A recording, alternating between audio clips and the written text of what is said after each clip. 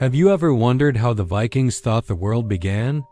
Forget what you learned in science class because we're diving into a story of fire, ice, cosmic cows, and giant slaying gods.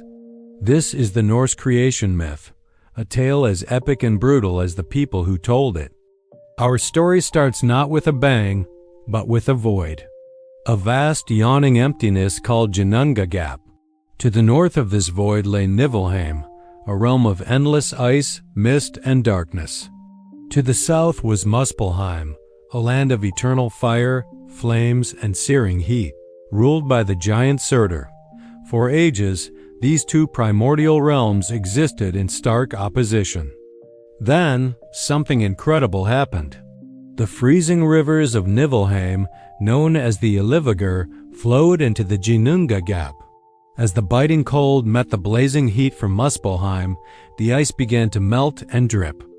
And from these life-giving drops, the first being took shape, but it wasn't a god. It was a giant, a colossal frost giant named Ymir. As Ymir slept, he began to sweat.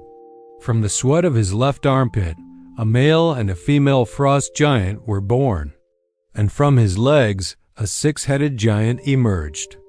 These were the first of the Jitnir, the race of giants who would become the sworn enemies of the gods. But Ymir wasn't alone in the void. As more ice melted, another creature appeared, a gigantic, hornless cow named Audumla. Her name means rich, hornless cow, and she was the source of all nourishment. 4 great rivers of milk flowed from her udders, providing sustenance for Ymir.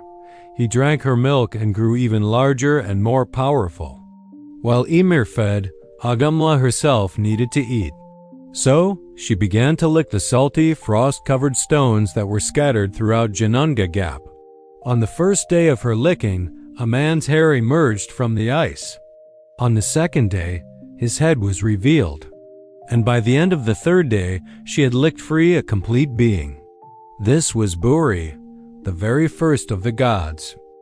Buri was strong and beautiful. Soon, he had a son named Buru. We don't know exactly how Buru was born or who his mother was, but we know he followed in his father's divine footsteps. Buru then married a giantess named Bestla, the daughter of one of the giants born from Ymir. This union of god and giantess was incredibly important, because they had 3 sons, Odin, Vili, and Vi.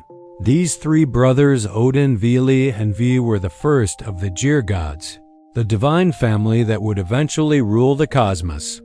But as they grew up in the misty void, they looked around and saw only the lumbering, chaotic form of the giant Ymir. They knew that for a new, orderly world to be born, the old chaotic one had to be destroyed. They decided they had to kill their own ancestor, the first being Ymir. A battle of unimaginable scale ensued. The 3 young gods against the colossal frost giant.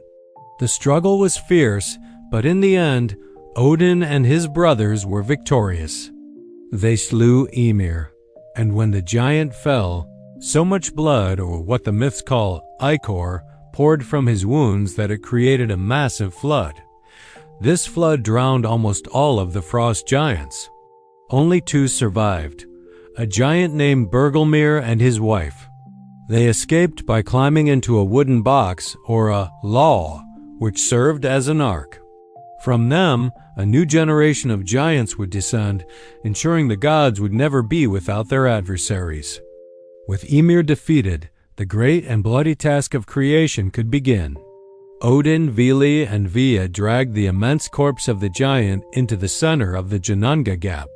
They were cosmic builders, and Ymir's body was their raw material. They took his flesh and used it to form the earth, the solid ground of the new world. His immense bones they piled up to create mountains and cliffs. His smaller teeth and shattered bone fragments became the rocks and stones we see all around us. Next, they took his torrent of blood and created the oceans, rivers, and lakes that encircle the land. They positioned his massive curved skull high above the earth to form the dome of the sky. To hold it in place, they assigned 4 dwarves named Nordri, Sudri, Austri, and Westri for north, south, east, and west to support the four corners of the sky. But the sky was dark. So the gods ventured into Muspelheim, the realm of fire. They caught sparks and glowing embers that shot out from its inferno and tossed them up into the sky, creating the sun, the moon, and all the stars. They even set paths for the sun and moon to travel, giving the world day, night, and the changing of seasons. What about Ymir's brain? The gods didn't let it go to waste. They threw it into the air, and it became the clouds drifting across the sky. And finally, they took Ymir's eyebrows and used them to build a mighty defensive wall. This fortification, called Midgard, or Middle-earth, was built to protect the world of men from the giants who now lived in the outer realm of Jotunheim. The world was now formed, a beautiful landscape of mountains, oceans, and a star-filled sky. But it was empty. It lacked its most important inhabitants. One day, Odin, Vili, and Vi were walking along the seashore when they found two pieces of driftwood washed up on the beach. One was from an ash tree, the other from an elm. Looking at the lifeless wood, the gods were inspired. They decided to create the first human beings. Odin, the Allfather, breathed into them the spirit of life, giving them soul and breath. Vili, his brother, gave them consciousness, intelligence, and feeling, the ability to think and to move. And the third brother, Vi, gave them the form of humans and the five senses: sight, hearing, speech, touch, and smell. The man, crafted from the ash tree, they named Ask. The woman, from the elm tree, they named Embla. Ask and Embla became the mother and father of all humanity. The gods gave them the realm of Midgard to live in, a world protected from the savage giants by Ymir's eyebrows. With the earth populated, the gods needed a home for themselves. High above Midgard, they built their own magnificent realm, Asgard, the home of the Gear gods. It was a celestial city of splendid halls and towering fortresses, connected to Midgard by a shimmering, rainbow bridge called the Bifrost. In the center of it all, at the very heart of this new cosmos, grew a tree of immense proportions, Yggdrasil, the World Tree. This colossal ash tree was the axis of the universe, its branches reaching up past the heavens and its roots digging deep into different realms, including Niflheim, Jotunheim, and Asgard itself. Yggdrasil connected and sustained all of the 9 worlds. In Asgard, Odin, now the ruler of the gods, established his great hall, Valhalla. Here, warriors who died bravely in battle would be brought to feast and prepare for the final apocalyptic battle of Ragnarok. The gods established laws, set the order of the cosmos, and ruled over the world they had so violently and brilliantly created. From a formless void of fire and ice came a giant and a cow. From them came the gods and their eternal enemies. And from a slain giant's body, a whole new world was built, piece by bloody piece. It's a story that reminds us that in Norse mythology, creation isn't a gentle act. It's a violent, chaotic, and powerful struggle where life emerges directly from death.